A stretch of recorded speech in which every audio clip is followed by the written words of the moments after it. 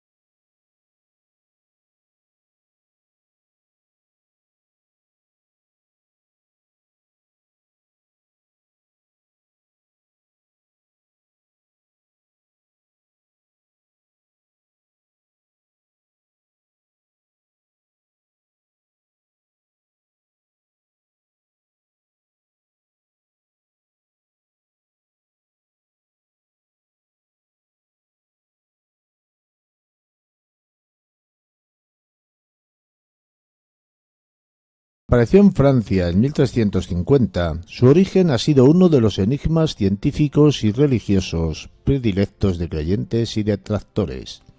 Aunque la Iglesia nunca ha declarado que la sábana santa sea el verdadero sudario de Jesucristo y, por lo tanto, la reliquia más valiosa del mundo, el Papa Francisco rezó ante ella durante su visita a la Catedral de San Juan Bautista de Turín en el año 2015.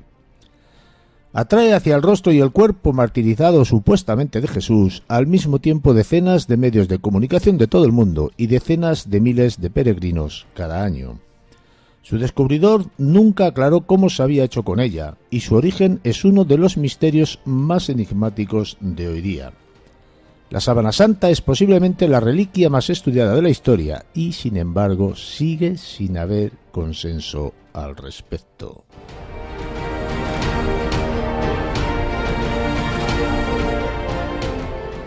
Buenas noches y bienvenido, José Carlos. ¿Cómo estamos? Muy bien, Juan Carlos. ¿Y tú qué tal? ¿Cómo estás? Aquí solo ante el peligro, como casi siempre, y ajetreado en estas épocas festivas de vacaciones, pero que uno no para. Cuanto más tiempo tienes, ya sabes, más cosas haces. Vamos a hablar de uno de los misterios o los misterios de un enigma que marca la historia religiosa del mundo y de los cristianos, ¿no? Vas a hablar de los misterios de la sábana santa. Sí, de los grandes misterios de la sábana santa. La sábana santa en sí, que en sí misma es un misterio, ¿no? Uh-huh. Pero sobre todo de las revelaciones que nos aporta acerca del cuerpo que yació en esta sábana, ¿no? Esto es lo que resulta realmente inquietante y es un misterio, ¿no? Bueno, yo te digo que me acerqué a este fenómeno porque a raíz de unas investigaciones científicas que se hicieron en 1988, hubo un autor, J.J. Benítez, que publicó un libro llamado El Enviado. Yo lo leí, sería pues por allá por el año 94-95. Y bueno, pues es una historia novelada donde en una parte te va contando la pasión de Jesucristo, pero no siguiendo el Evangelio, sino siguiendo los hallazgos de los descubrimientos científicos que se hacen a raíz del estudio de la sábana santa. Esta historia novelada, donde se va aplicando esos hallazgos al relato de la pasión y crucifixión y muerte de Jesús, a mí me impactó profundamente, ¿no? Y a partir de ahí, pues sí he seguido un poco la historia, ¿no?, de la sábana santa, que en sí misma es un misterio.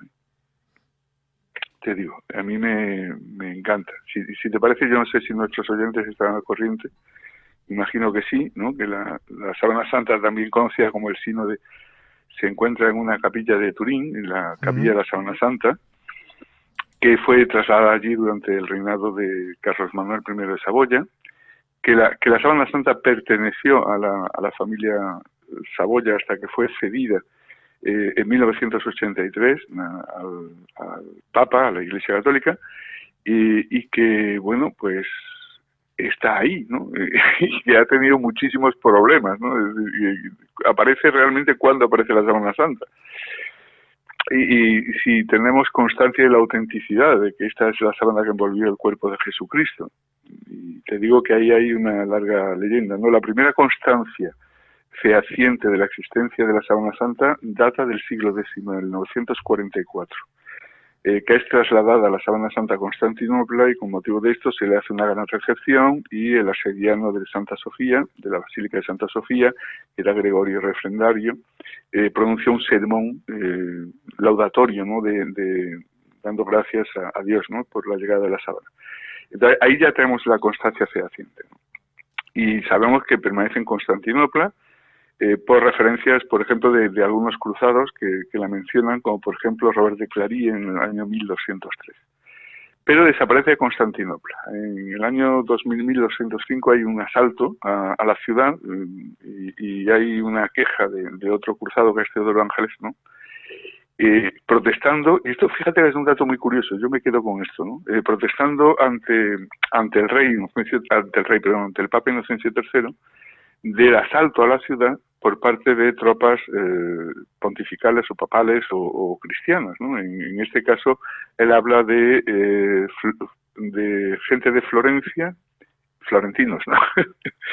Y franceses, ¿no? Y fíjate que es muy curioso, porque los acusa, a los venecianos y florentinos los acusa de haberse llevado el oro, la plata y las joyas, mientras que los franceses se llevaron las reliquias. Y subrayo esto porque es una carta muy interesante, porque efectivamente cuando vuelve a aparecer la Sábana Santa, lo hace en Francia.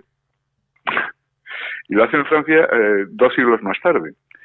¿Qué ocurrió en este intervalo? Pues no lo sabemos, ¿no? La carta de Teodoro Ángeles, de Ángelos, la sitúa en Atenas en aquella época.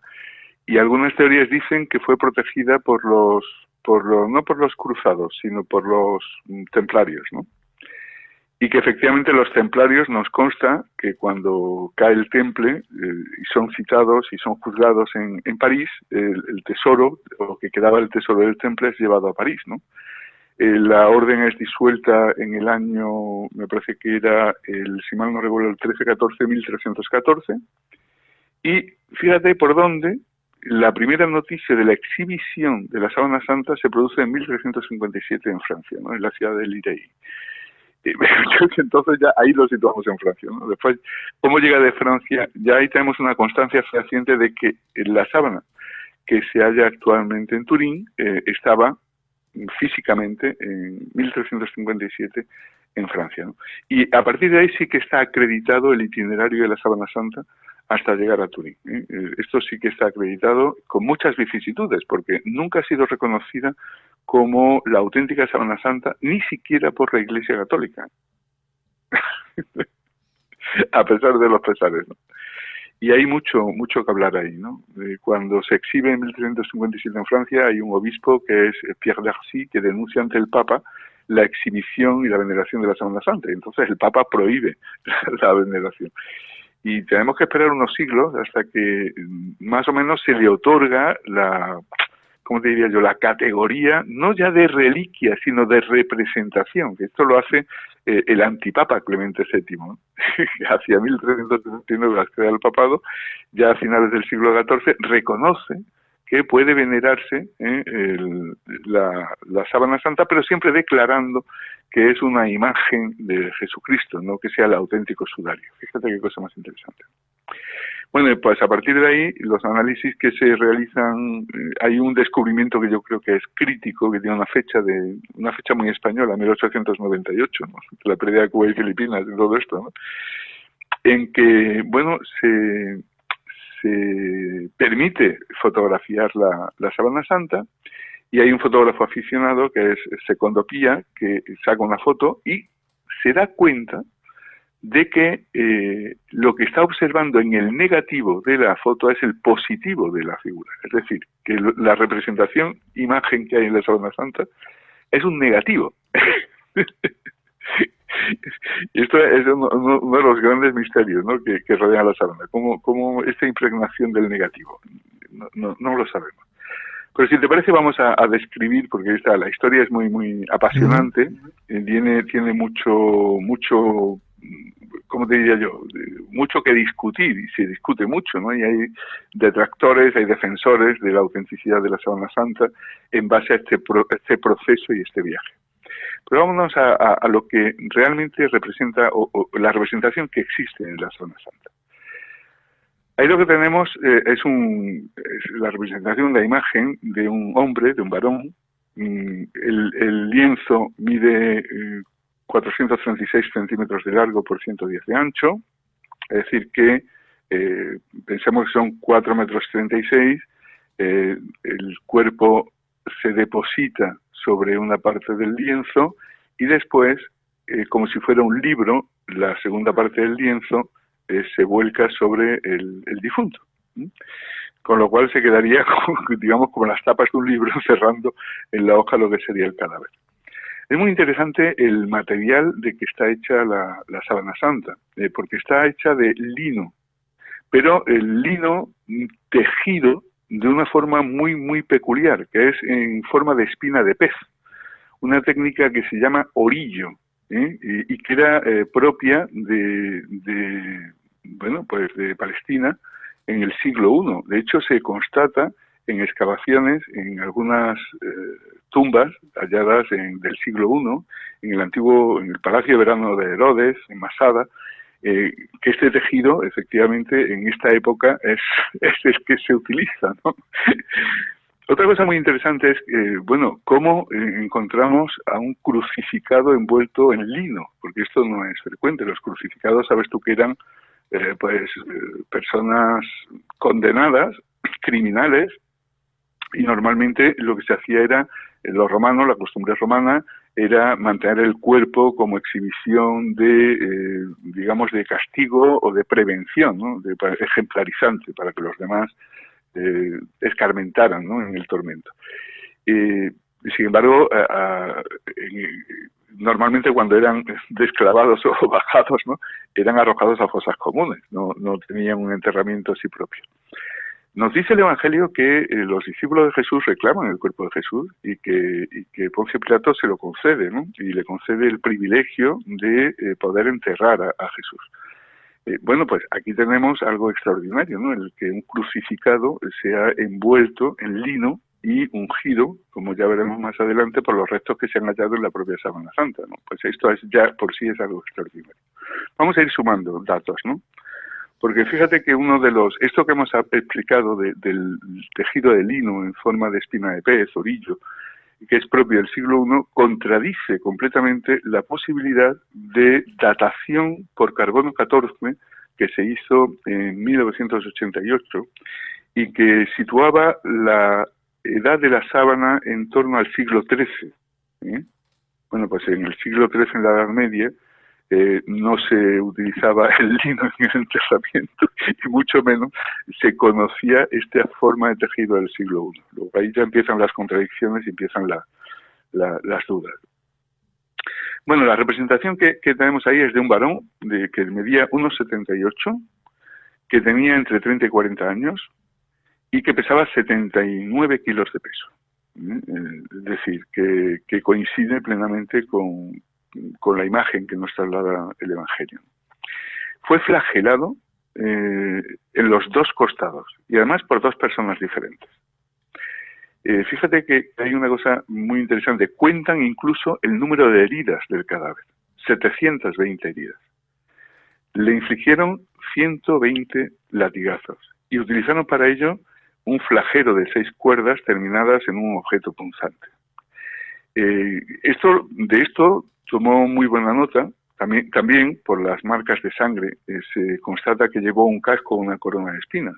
porque las manchas de sangre chorrean por el cuello y por el cuero cabelludo, ¿no?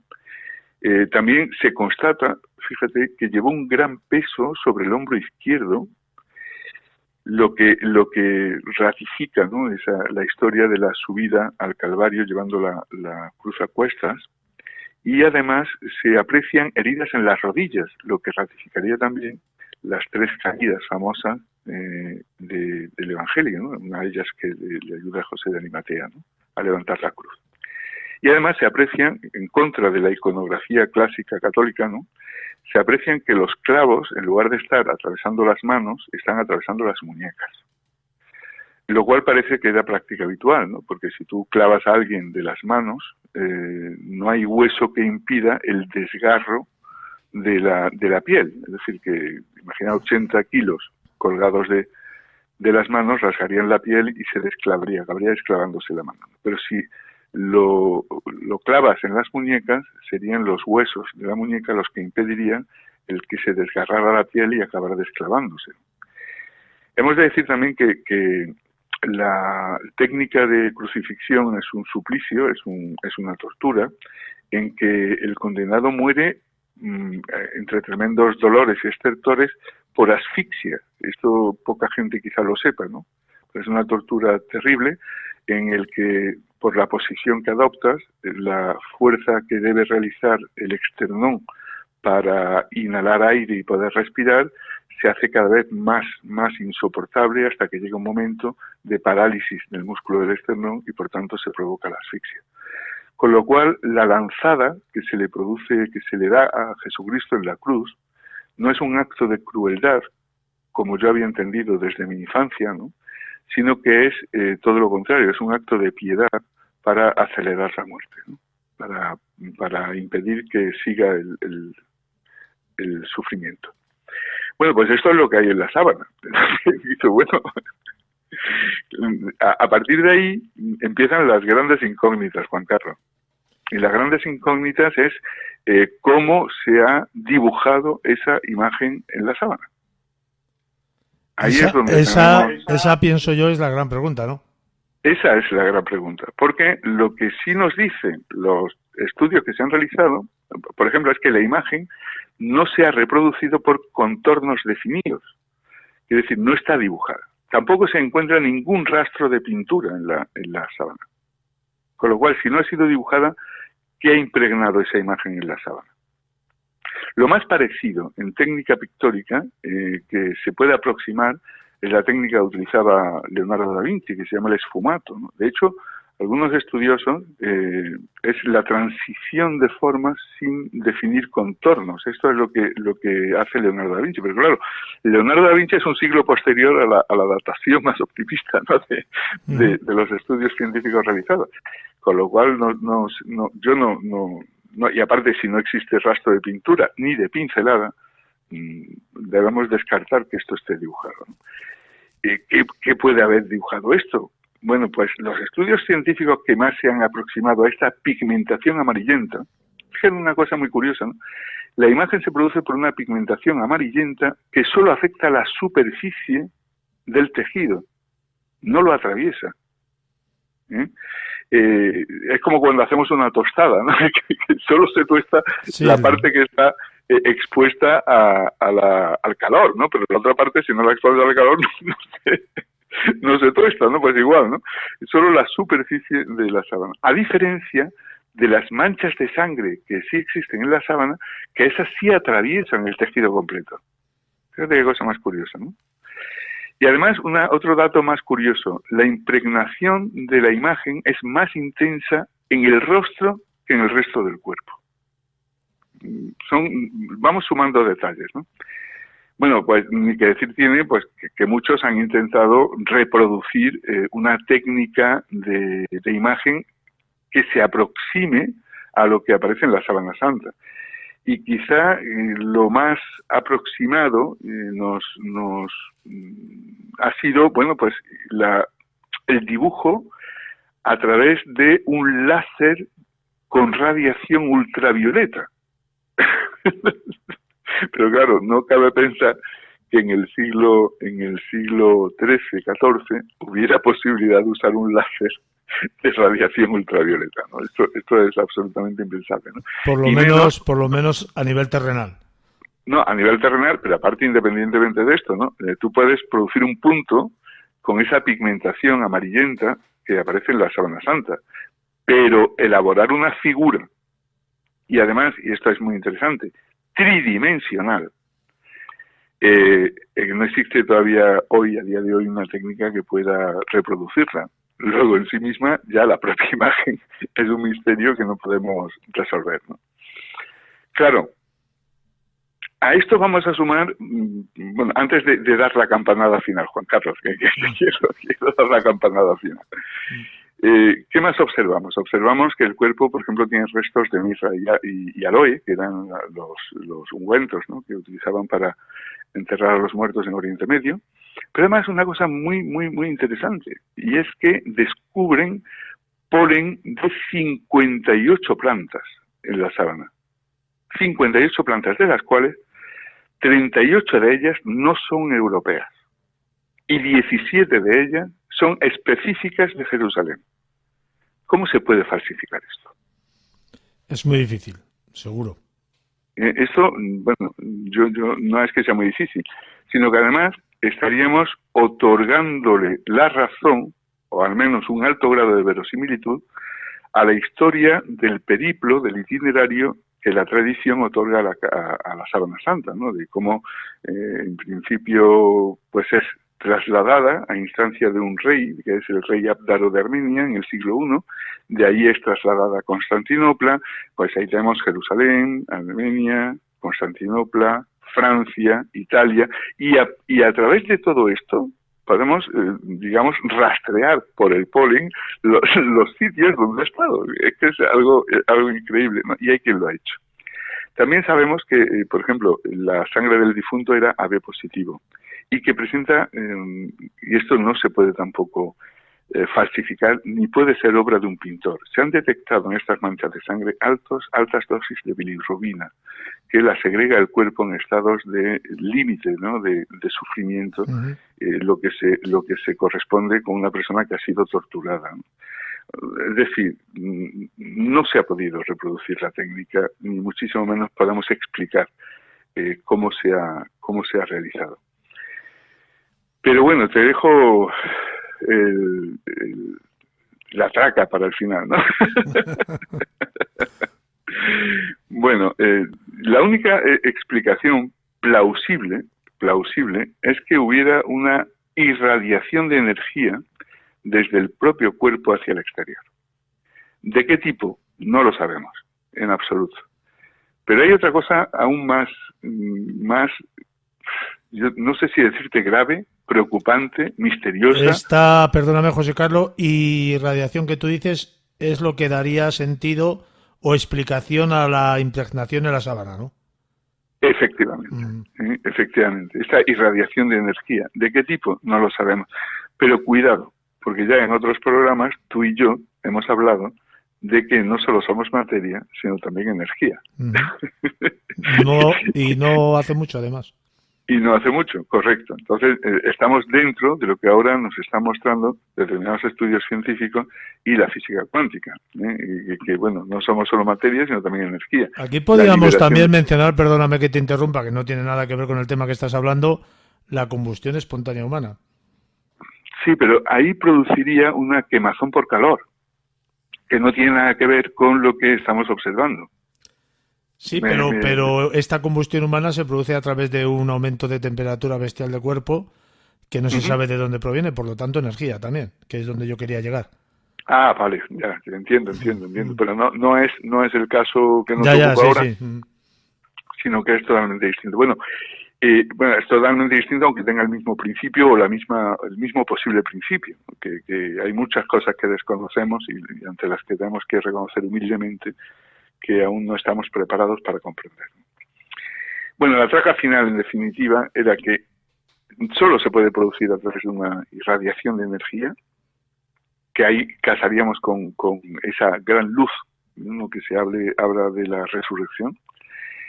Bien, pero además durante un instante en el que el cuerpo está levitando. ¿Cómo te quedas?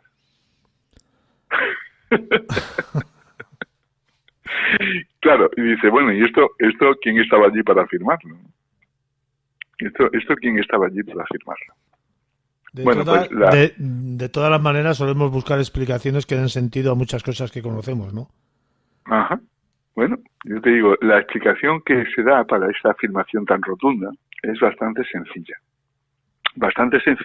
y que se basa en la física newtoniana, o la física tradicional. Me explico, cuando morimos, el corazón deja de latir, la sangre deja de circular. Esto es así, ¿no? Cuando tú depositas un cuerpo inerte, igual que si coges un globo lleno de agua, ¿no?, y lo pones en una superficie plana, ¿qué ocurre?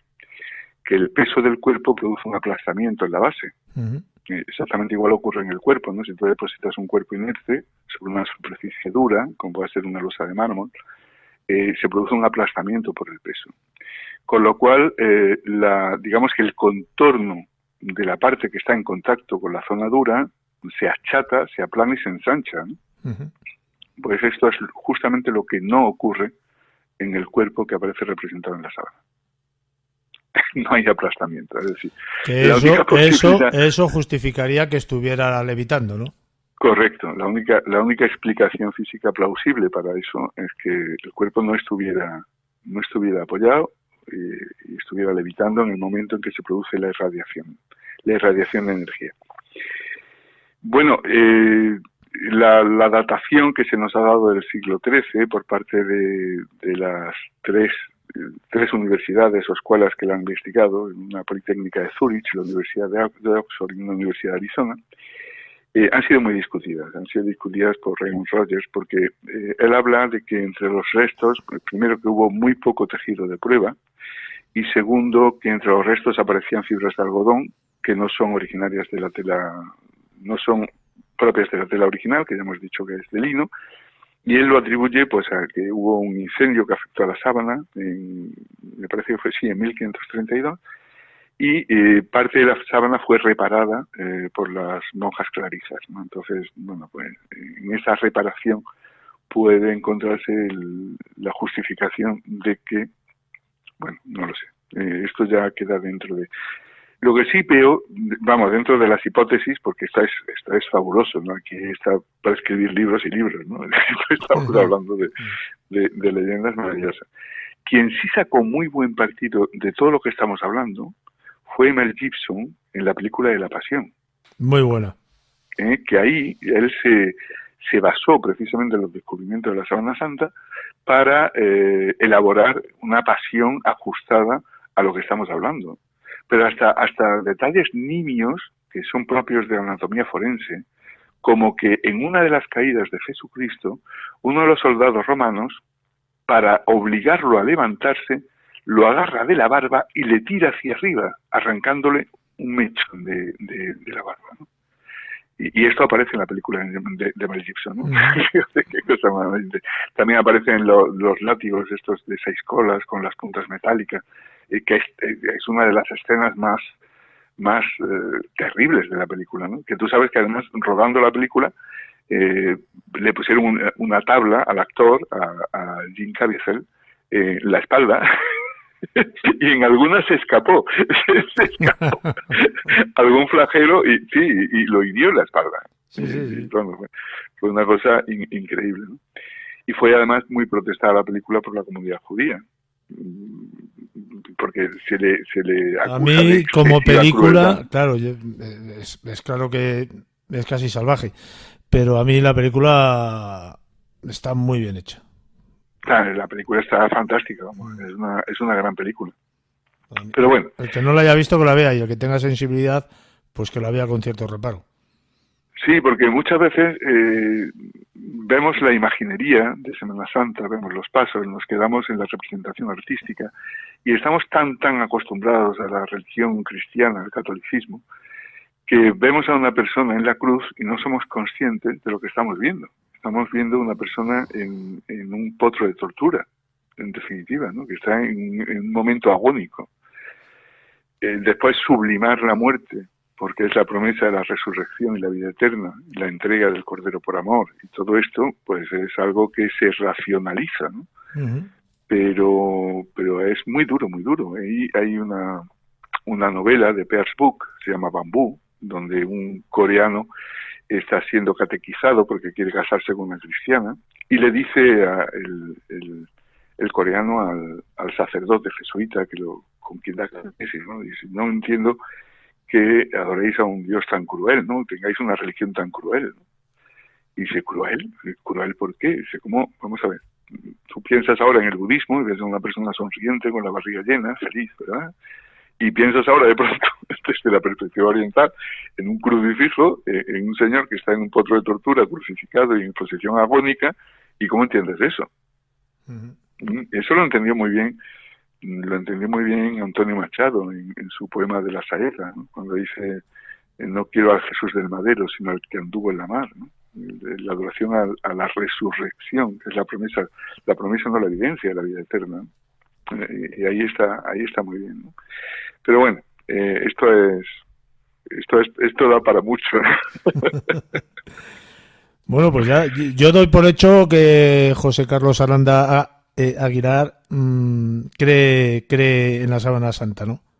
Yo sí creo en la Sábana Santa porque hay demasiadas evidencias que no tienen otra explicación plausible, como cosas tan sencillas, ¿no? Como la forma de tejer el lino. Hay cosas que son difícilmente falsificables si no se tiene un conocimiento que yo dudo muchísimo que se tuviera en el siglo XIII, en el siglo XII, siglo XIII, ¿no? Sobre las fórmulas de enterramiento, aparte de las monedas que aparecen en los ojos del cadáver, ¿no? Y luego, claro, si es una falsificación muy buena. Muy buena, no. Es que yo dudo que hubiera conocimientos en la época para poder reproducir esto. Ten en cuenta que la Edad Media es una época de oscurantismo, la caída del Imperio Romano, hay una recesión de todo lo que es el conocimiento y tenemos que esperar, tú fíjate, al Califato de Córdoba para que los libros griegos sean traducidos y penetren a través de Córdoba a la tradición cristiana de los reinos del norte. Entonces, presumir el Renacimiento no ha llegado. Quiero decir que el Renacimiento es el retomar el conocimiento de la sabiduría clásica grecorromana, y esto no llega hasta el siglo XIII-XIV. Presumir que hay en este momento conocimiento suficiente como para hacer esto, yo no lo veo posible, sencillamente. Es mucho también aventurar esa presunción, ¿no? José Carlos, claro, ha sido un enorme placer, como siempre, tenerte en nuestro programa. Muy agradecido por habernos traído los misterios de la Sábana Santa, que yo por lo menos muchos de ellos los desconocía, quizás por la torpeza de no haber querido leer más sobre ello. Un fuerte abrazo y espero que la semana que viene traigas otro tema, cuando menos, tan interesante como el de hoy. Un fuerte abrazo a todos vosotros. Muchísimas gracias. Secreto.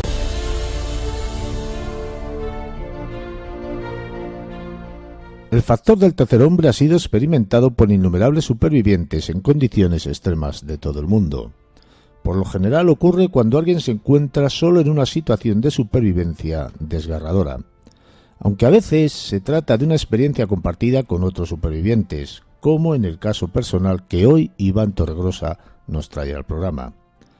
De todas formas, parece ser que esta presencia acostumbra a presentarse más comúnmente en casos de supervivientes solitarios.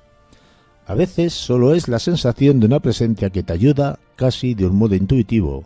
Otras veces es la visión de alguien que te señala un camino y en ocasiones es una voz que te dice lo que debes de hacer.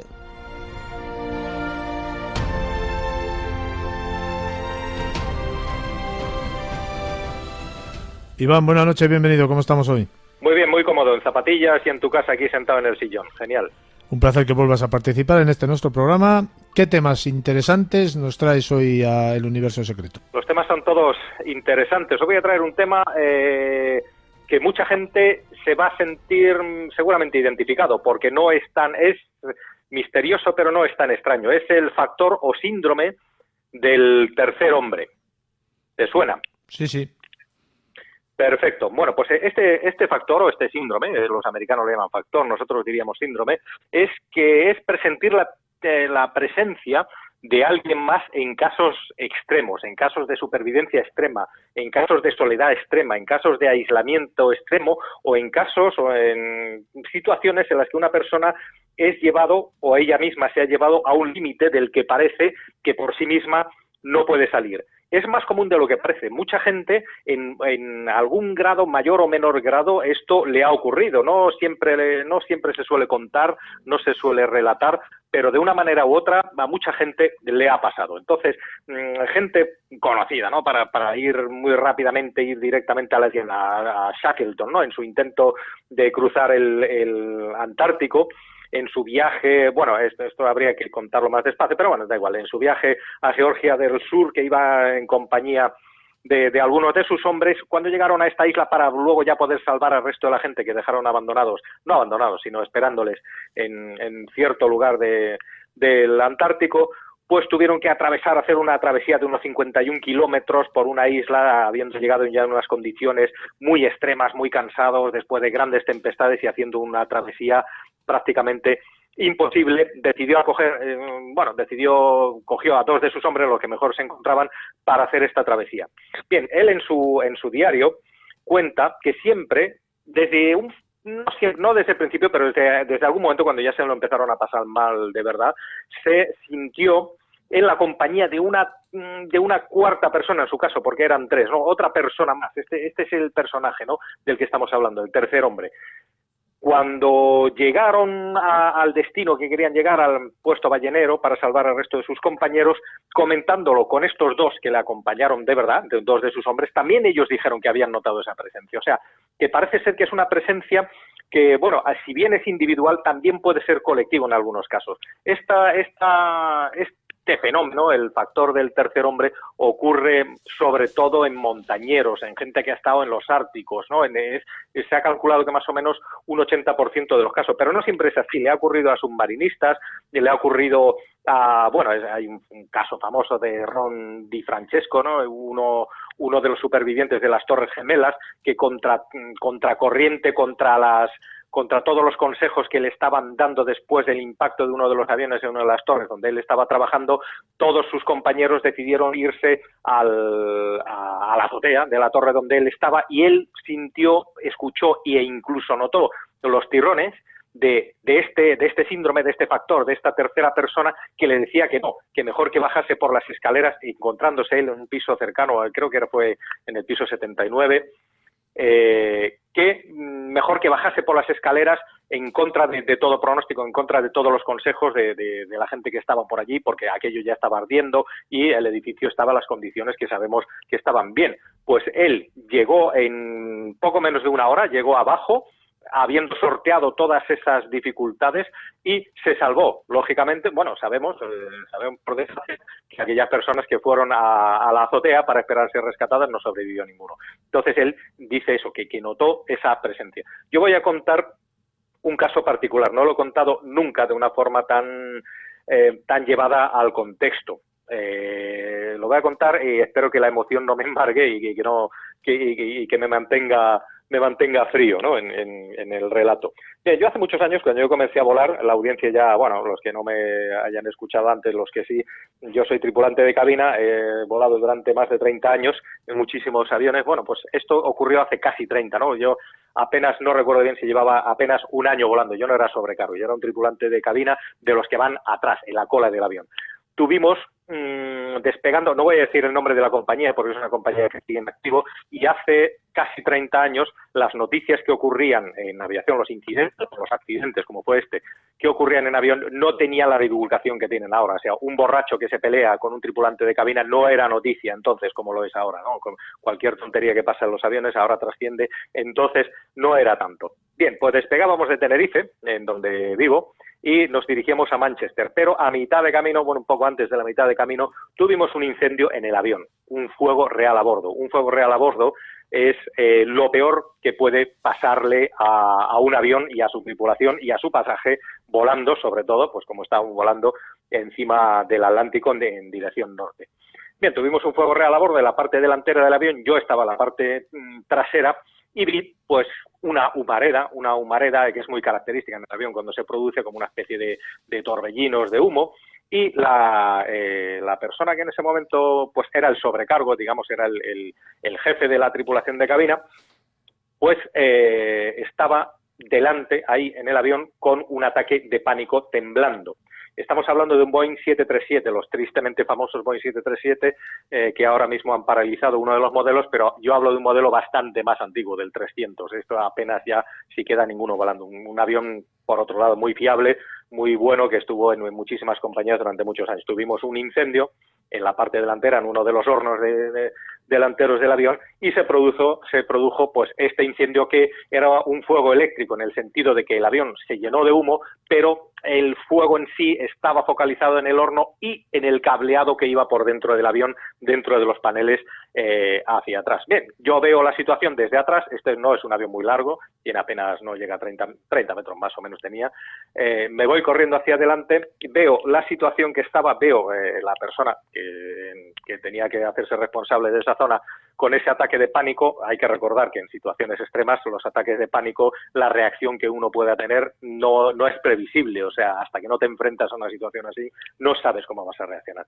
Bien, bueno, pues yo vi la situación, a esta persona la aparté, porque todo el pasaje lo estaba viendo, no teníamos unos paneles de separación, y entré en cabina de mando, donde estaban los compañeros pilotos, que ya sabían lo que estaba pasando. Al entrar en cabina, estamos hablando de mucho antes del 11S, esto es a principios de los 90, si no recuerdo mal, igual fue en el año 90, 91 como mucho. Bien, ellos estaban a lo suyo, ya puestos ellos con sus máscaras, sus gafas, la cabina de mando lleno de luces, de alarmas sonando, ellos haciendo sus comunicaciones con radio.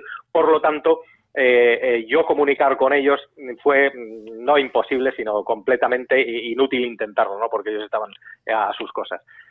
En aviación, para que todo el mundo lo sepa, todo funciona con procedimientos. Todo, absolutamente todo lo que se sabe hasta ahora, cualquier emergencia que ocurra en un avión va con unos procedimientos que nosotros aprendemos, enseñamos y tenemos que hacer unos entrenamientos bastante rigurosos con ellos.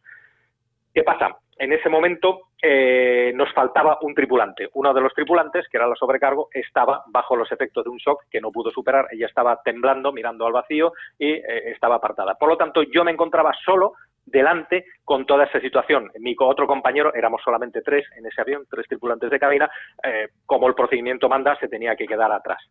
En ese momento yo me encontré con que tenía muy poca experiencia, llevo muy poco tiempo volando, me encontré con una situación que ningún tripulante se espera, ¿no? Encontrar un fuego a bordo, el peor de las emergencias, vamos a llamarlo recién empezada su carrera. En ese mismo momento, como que uno tiene que tomar cargo de la situación que ocurre. ¿Qué tuve que hacer? Tuve que coger un extintor y apagar ese fuego. Si alguien alguna vez ha cogido un extintor nuevo, que esté sin usar, por supuesto, que esté precintado, que esté con su pasador, se habrá dado cuenta de que jamás nadie se acuerda de quitar ese pasador, ese seguro que tienen los extintores para apagar el fuego, llevado por el nerviosismo que normalmente se tiene, ¿no? Uno va a apagar el fuego y quiere apretar el gatillo del extintor, se da cuenta en ese momento que está el pasador, lo tiene que quitar y ahí es cuando empieza a actuar el extintor. Bien, estos son entrenamientos que nosotros hacemos hasta la saciedad, pero en ese momento lo normal es que nunca te acuerdes de pasarlo. Ahí es donde empezó todo. Hubo como una voz, hubo como una especie de presencia, hubo alguien que me dijo: Iván, quita el pasador, porque en este caso es así, no voy a decir los segundos, las décimas de segundo son importantes. Oí perfectamente esa voz que me decía: quita el pasador. En ese momento no sabía si era la compañera, no era la compañera porque era una voz masculina, eso sí que lo sé. Quité el pasador, pude accionar el extintor y pude apagar el fuego visible que teníamos, ¿no?, dentro del horno, aunque el fuego por los paneles, por encima de la puerta y hasta varias filas de los pasajeros seguía avanzando dentro de los paneles interiores del avión porque se estaba deshaciendo lo que es el fuselaje, o sea, la parte interior del fuselaje del avión estaba burbujeando. Bien, entonces, en ese momento, ¿qué se suele hacer? Pues se hace siempre, ¿no?, un aterrizaje de emergencia. Todo esto ya es como una especie de nebulosa que yo recuerdo, como que todo el procedimiento que teníamos que hacer, que entonces a lo mejor no eran tan complejos como ahora, pero bueno, eran los procedimientos que teníamos, yo los estaba haciendo, pero todo el rato notaba como una guía, como alguien que me estaba diciendo, ahora esto, ahora aquello, ahora vete para allá, ahora vete para este sitio, haz esto, estando solo. Era como si ese tripulante que nos faltaba, que era la sobrecargo, que estaba incapacitada, como que había sido sustituida por esta presencia. Vamos a ir más allá. Estábamos a nivel de crucero, por lo tanto, teníamos que aterrizar en algún sitio. En el trayecto estábamos bastante cerca de la isla de Madeira, que bueno, pues decidió el comandante aterrizar en la isla de Madeira porque era lo único que teníamos cerca.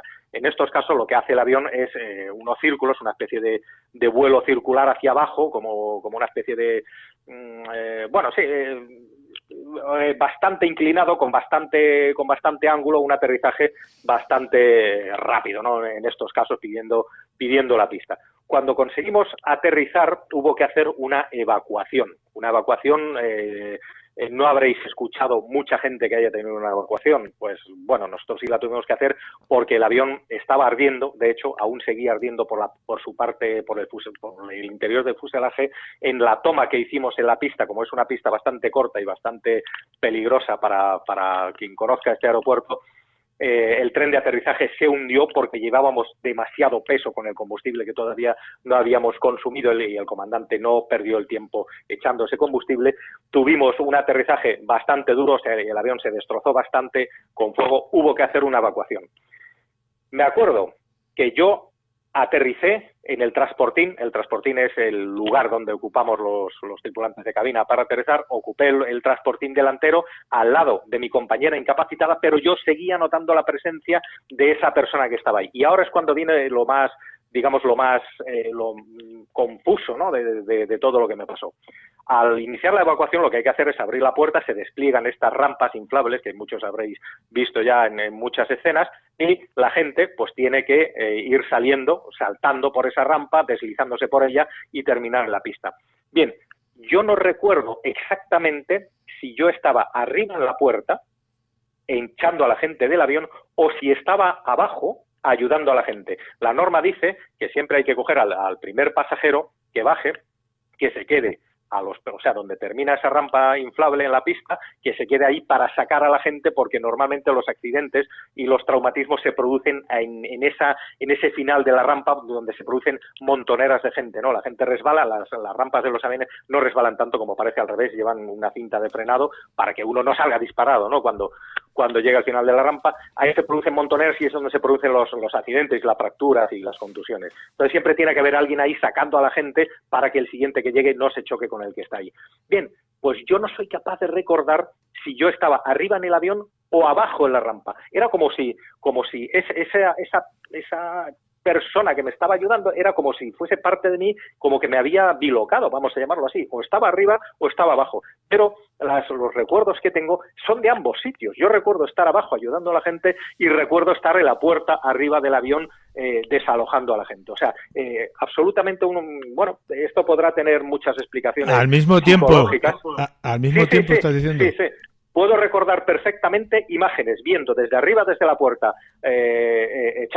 tenemos un procedimiento que es bastante expeditivo en estos casos, ¿no? Salte, jump, y hay que incluso empujar a la persona que duda. Se la empuja, nos da igual si cae o no, pero la cosa es que salga del avión. Yo recuerdo estar arriba en la puerta y recuerdo estar abajo, y aparte hay una cosa que lo confirma. Cuando la persona llega abajo de una rampa, de cualquier rampa de un avión, llega con una cierta carga estática que al tocarla suelta un chispazo. Esto lo sabemos mucho por los entrenamientos periódicos que hacemos, y ahora que me dedico a la instrucción, pues siempre se lo digo a los alumnos, ¿no? Cuidado, que la persona baja con mucha carga, al tocarla, ¡pam!, salta como un chispazo. Yo recuerdo notar esos chispazos de la gente que bajaba. Lo recuerdo, pero también recuerdo estar arriba. O sea, es una situación, es absolutamente, ya lo digo, es la primera vez que lo estoy contando así en público, si bien lo he mencionado a lo mejor así en círculos más personales míos. Así se hizo la evacuación, conseguimos sacar a todo el mundo del avión y, bueno, hubo algunas contusiones, pues sí, en la rampa, como siempre suele pasar, de tal forma que cuando ya desalojamos del avión, esto ya lo cuento como curiosidad, Mi compañera, esta compañera que le había dado ese ataque de pánico, a día de hoy no se acuerda absolutamente de nada. Ella amaneció al día siguiente en el hotel al que nos llevaron y ella no recuerda nada. Esto suele ser bastante habitual en accidentes de avión o en situaciones críticas de avión, incluso en otras situaciones, no recordar nada, que afortunadamente funciona también como una defensa. Y los pilotos, creyendo que habían aterrizado en Madeira, nos dimos cuenta cuando estábamos en la pista, cuando ya nos sacaron del avión, que salimos los últimos, etcétera, ya nos llevaban, pues tuvimos que ir a escribir los informes. Estamos hablando de los 90, todavía no estaban las cosas tan informatizadas, había que hacerlo muchas de estas cosas a mano, y no estábamos ni siquiera en Madeira, estábamos en la isla de al lado, en Portobelo, Portofranco, la isla pequeñita que está al lado de Madeira, que tiene una pista todavía más pequeña. Bien, esto no fue un error de los pilotos, pero no tanto error. O sea, ellos pensaban también que estaban en Madeira, aunque no lo estaban, estábamos en Portofranco. Entre eso, que no estábamos donde queríamos estar, y aquella voz, aquella presencia que yo notaba que me estaba guiando, que me estaba diciendo todo lo que tenía que hacer, sin yo tener que recurrir a la memoria de mi entrenamiento, es que era una sensación como cuando tienes un problema muy grande, viene un amigo y te lo soluciona, esa relajación que te da como diciendo, bien, vale, ya está, ya se va a solucionar todo. Pues así fue la actuación en toda esta emergencia. Estamos hablando de que todo este proceso dura unos 25 minutos, igual media hora, porque estábamos a altura de crucero, por lo tanto el avión tarda su tiempo en aterrizar, ¿no? En encontrar la pista, en aterrizar, la evacuación luego se produce bastante rápido. Pero todo esto es como en media hora. Yo toda esa media hora recuerdo esas voces, pero realmente voces. Yo me gustaría recordar incluso que hasta tirones que me daba a veces si cometía algún error con algo, pero sobre todo esa sensación de estar tanto en la puerta del avión como abajo ayudando a la gente es algo que, a día de hoy he asumido, no le he podido dar una explicación. Es una proyección de la mente, no sé exactamente qué fue. Lo cierto es que todo salió bastante bien. Ese avión nunca más volvió a volar, ese avión se tuvo que llevar al desguace, ni siquiera las piezas sirven en estos casos. Y afortunadamente, algunos heridos, hubo de poca consideración, algún hueso roto, alguna contusión. Y al día siguiente ya nos trajeron otro avión, continuamos el vuelo. Eso no importa tanto. Pero el estar sometido a ese estrés tan grande, yo personalmente lo viví y es una sensación agradable. Esta sensación, este factor o síndrome del tercer hombre se ha hecho en laboratorio. Porque esto es un efecto que se está estudiando, se intenta estudiar mucho y se ha conseguido hacer. Pero siempre es una sensación desagradable. La gente que se ha sometido a estos experimentos, incluso hay gente que ha llegado a notar a Dios, a tener una presencia de Dios, imagino que esto estará más relacionado con las creencias de cada uno, pero siempre es una presencia desagradable, es una situación como de incontrol, como de inquietud, de no saber exactamente qué es lo que está pasando. A mí no, y a la gente que le ha pasado es todo lo contrario. Es una sensación de alivio, de bien, vale, estoy en una situación extrema, pero esta ayuda me va a decir exactamente lo que tengo que hacer con el evidente resultado que se tiene normalmente, ¿no? Que es un éxito, ¿no? Los casos históricos que han habido de montañeros, de submarinistas, de gente en la selva, de náufragos que se han tirado muchísimo tiempo, incluso meses, en pequeñas embarcaciones, gracias a este tercer hombre, han conseguido sobrevivir con conocimientos que ellos no tenían a priori, con conocimientos y con mecanismos, con habilidades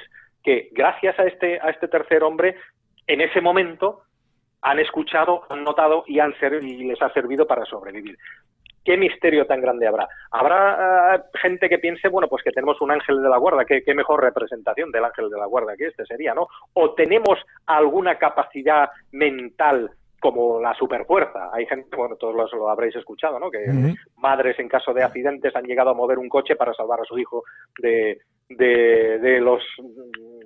los restos, ¿no? del coche, cosa que ese quilaje sería imposible que esa persona lo levante, pero en ese caso de estrés extremo aparece como una fuerza superior física que lo consigue hacer. ¿Será esto una representación de una psique más fuerte que tenemos y que solo ocurre en estos momentos? ¿O realmente hay algo más, más físico detrás o más espiritual? Que se nos escapa, ¿no? De nuestras manos y de nuestro entendimiento, ¿quieres decir?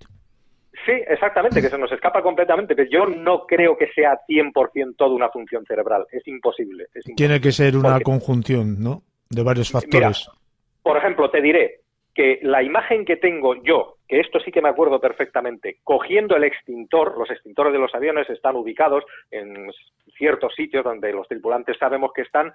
Mi imagen no es ver mis manos y coger el extintor, liberarlo de las abrazaderas que tiene, cogerlo y apagar el fuego. Mi imagen es estarme viendo a mí cogiendo ese extintor. O sea, yo me veo de espaldas, como si yo fuera un espectador de mí mismo, yo me veo mi figura con mi uniforme, mi pelo por detrás, mi espalda, que son imágenes que yo no tengo, yo no puedo tener esas imágenes porque yo no me veo de espalda, pero me veo esa imagen cogiendo en el rack que llamamos, en el portamaletas, donde estaban los extintores, yo me veo abriendo ese portamaletas, cogiendo el extintor y actuando sobre el fuego, pero yo lo veo como si hubiese sido un pasajero del avión viéndolo. O sea, yo me veo a mí mismo haciéndolo. Entonces, es una situación absolutamente...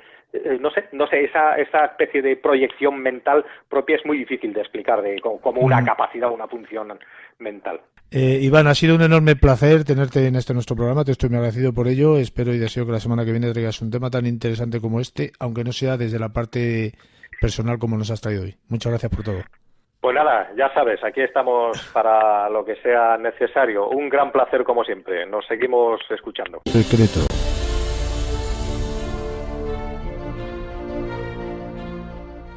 Buenas noches y bienvenido, Adrián, ¿cómo estamos? Bien, bueno, seguimos como cada semana contando historias, contando cosas, contando relatos que en el fondo, como bien decimos, pues llevan una moraleja, llevan una historia real, como es la que contaremos hoy, ¿no? Con el relato El Pacto, que en el fondo cuenta algo que seguramente a muchas personas pues le llega al alma, porque se basa en algo que seguramente muchas personas se reconozcan en la sociedad de hoy. Pues vamos a escucharlo, Adrián. Érase una vez en un país muy cercano. Sus habitantes despertaban cada mañana con nuevas noticias, nuevos hechos, nuevos sucesos y nuevos crímenes.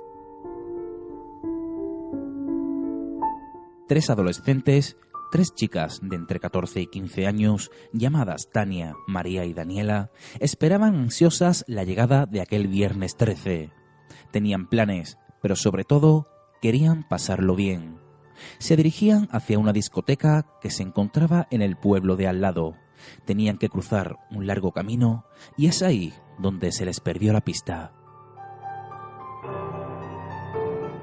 Aseguraron algunos testigos que las vieron subir a un coche blanco. Al parecer, hacían autostop para que alguien las llevara a su destino, a la discoteca Colores. Aquel coche avanzaba demasiado. Pasaron de largo la discoteca y aquel conductor aceleró el vehículo lo más rápido que pudo. Las chicas empezaron a recriminarle que dónde iba, que se había pasado la discoteca. El copiloto se giró y, pistola en mano, convenció a las chicas a que guardaran silencio. El miedo se apoderó de ellas y no tuvieron más remedio que redimirse a su destino. Cayó la tarde y la noche la precedía. Las familias de las 3 jóvenes, cada una en sus respectivos hogares, veían extrañados que las manillas del reloj avanzaban y sus hijas no llegaban. Y no llegaban. Se asomaban a la ventana con el tic-tac del reloj de fondo y seguían sin llegar. Aquel pueblo se movilizó y los vecinos buscaban a las 3 chicas por todos los rincones. Avanzada la madrugada, los cuerpos de la policía recibieron la llamada de los padres, que desconcertados no sabían nada de sus hijas. Aquella pistola no dejaba de apuntarles. No tardaron demasiado tiempo en llegar. El destino no parecía demasiado aterrador. Pensaron que su destino sería un descampado o una vieja casa abandonada y aislada, pero no. Se encontraban en la zona más lujosa de la ciudad colindante. La puerta de aquella casa imponía. Las dimensiones de aquel lugar eran increíbles. Era la casa más grande de todo aquel complejo. Decenas de coches de lujo aguardaban en el patio central tras cruzar una cancela. Pero era extraño. Todo el mundo parecía hallarse en el interior. No se escuchaba un alma. Las hicieron bajar y las condujeron a una entrada trasera de aquel gran caserón. Algo había preparado. El miedo se palpaba en las tímidas miradas que podían cruzarse entre ellas. La preocupación de padres y vecinos iba en aumento.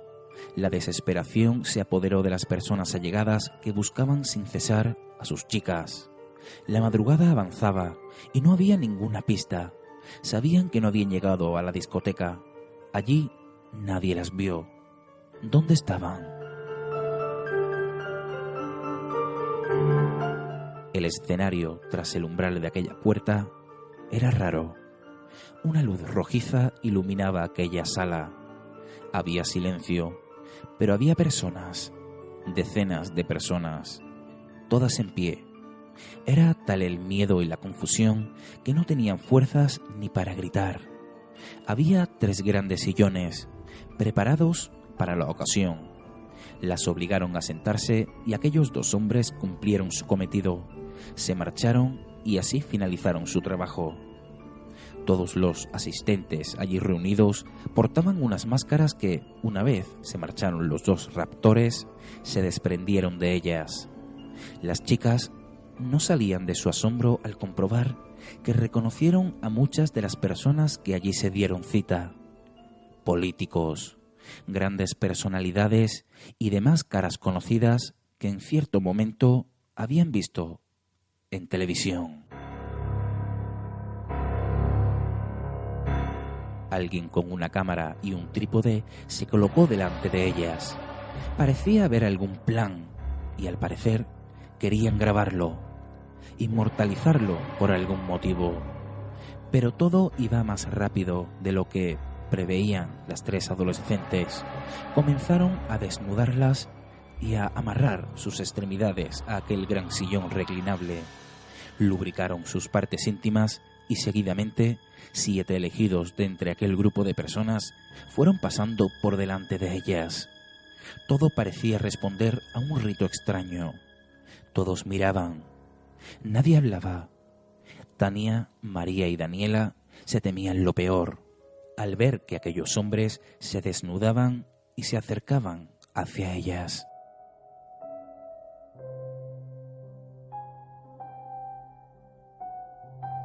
Sus gritos y llantos rompieron el silencio. No eran 3 adolescentes, eran 3 objetos utilizados con un motivo desconocido para ellas. Tras abusar, el resto de participantes, que rozaba la 40 de personas, comenzaron a movilizarse ordenadamente. ¿Qué estaba pasando? ¿Y qué iba a pasar? La madrugada llegó a su fin y el sol se asomaba tímidamente por el horizonte. Nadie durmió en ese pueblo. Aún confiaban en ver a las 3 chicas aparecer por la entrada del pueblo, pero solo encontraron vacío, el de sus hijas. Aquellos caballeros tenían que hacer un pacto de sangre. En ocasiones, los grandes cambios sociales acarreaban grandes problemas, pero también grandes soluciones. Poderes enfrentados entre sí, la política, los medios de comunicación, las grandes empresas con sus altos directivos, altos cargos del ejército, al fin y al cabo, los poderes en la sombra. Tenían que llegar a un acuerdo, realizar un pacto imposible de romper, imposible. Si alguien se iba de la lengua, caían todos, y la prueba de aquellos actos quedó fielmente filmada como prueba de fuego.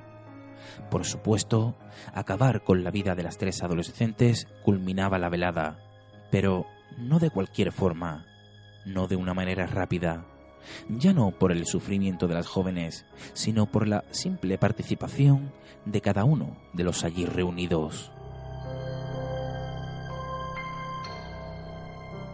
Aún con vida, aquellas chicas se despedían entre ellas con la mirada. No sabían cuánto, pero su fin se acercaba. El pacto se extendió por 24 horas. 24 horas de agonía, 24 horas de vejaciones, 24 horas de sufrimiento. Pasaban los días y las noticias no traían nada nuevo. Todo el país se conmocionó ante aquellas desapariciones. Pasaron las semanas y los carteles con las fotografías de Tania, María y Daniela llenaban cada calle de cada pueblo y ciudad. Las esperanzas se apagaban, al igual que las probabilidades de que estuvieran vivas. 75 días, ni uno más ni uno menos. Fue el tiempo que transcurrió para la llegada de una noticia que conmocionó a todo un país. Unos trabajadores agrícolas se dirigieron hacia los terrenos donde diariamente realizaban sus labores. El espanto se apoderó de ellos cuando comprobaron una mano semienterrada en una zona concreta de la finca.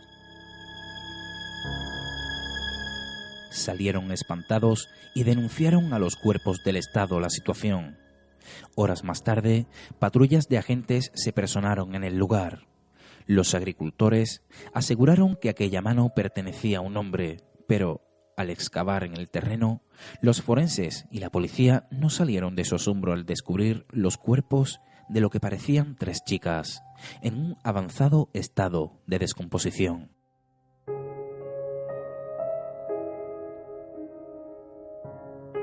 La prensa no tardó en llegar. La noticia corrió como la pólvora y todo el país conoció los hechos. Tenían que ser ellas, no cabía duda. 2 de ellas tenían la cabeza separada del cuerpo, a una le faltaba una mano, un pezón. Tenían signos de haber sido cruelmente violadas, torturadas y mutiladas. Ya solo faltaban unos culpables. Cerca de los cadáveres apareció un documento que pertenecía a un delincuente de poca monta fichado por la policía. Este documento se halló hecho pedazos.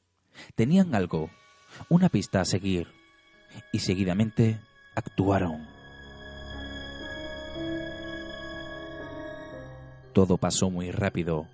El supuesto implicado huyó antes de ser detenido por la policía.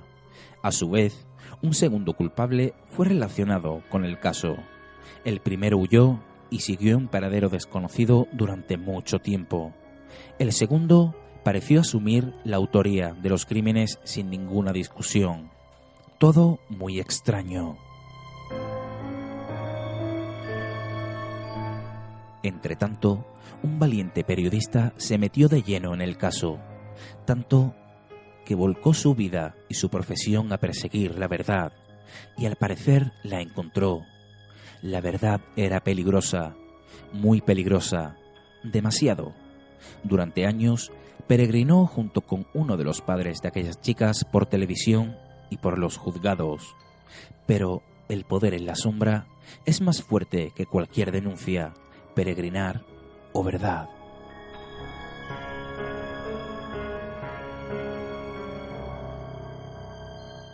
Pero, ¿cuál es la verdad? La verdad se dividió en 2 partes, la que sabían ellos y la que se vendió al pueblo, a todo un país. ¿Cuál es el precio a pagar a un pobre delincuente por asumir una culpa? Aquel recluso logró salir de prisión un par de décadas después, sin cumplir la eterna condena que se le impuso. Aquel valiente periodista continuó su camino, pero pagó un alto precio por saber la verdad. En cierto momento, alguien le facilitó una cinta de vídeo donde se reflejaba lo que ocurrió con Tania, María y Daniela. Las amenazas también le llegaron. Sabía que todo se planificó para que esa verdad no saliera nunca a la luz.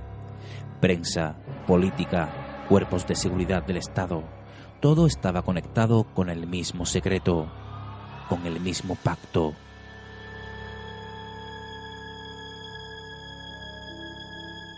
En este final no hubo un final feliz. De hecho, el cuento aún no ha acabado. ¿Quién sabe si el tiempo les devolverá la verdad? Pero recuerden, Cualquier parecido de lo que les he relatado con la realidad es pura coincidencia. Adrián, un relato impresionante. A mi forma de entenderlo, parece ser que está basado en un hecho real, ¿verdad? Sí, está basado en un hecho real. Yo no soy el más indicado precisamente para hablar del tema que trata, ni vamos a mencionarlo porque seguramente muchas personas sepan de qué estamos hablando, del caso que estamos hablando, de cuándo sucedió, de lo que se esconde detrás de toda esta trama, quién es ese valiente periodista.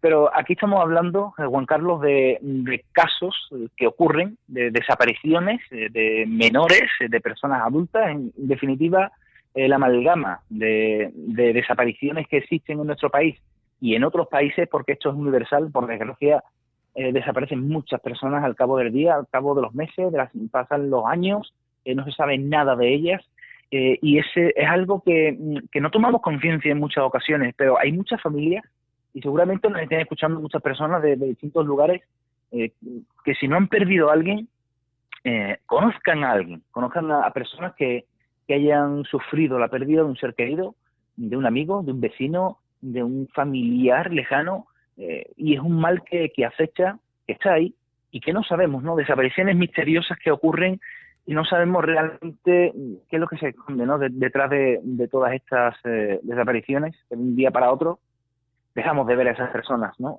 Vamos a hablar un poco de estadísticas, va a ser una sección más bien de reflexión sobre las desapariciones, ¿no? Hablamos que aquí en España, Juan Carlos, y ya lo tratamos en un especial que hicimos con Cris Campos, un buen compañero, muy en conciencia con el mundo de las desapariciones, del mundo de la crónica negra. Seguramente muchos de los oyentes conozcan a Cris Campos. Tenemos una media de 14.000 desapariciones de personas al año en nuestro país. Una media de 38 desapariciones al día. No tenemos conciencia realmente del número de personas que se van para no volver. Estamos hablando de 38 desapariciones al día. Personas que de la noche a la mañana desaparecen y no se vuelve a saber de ellas.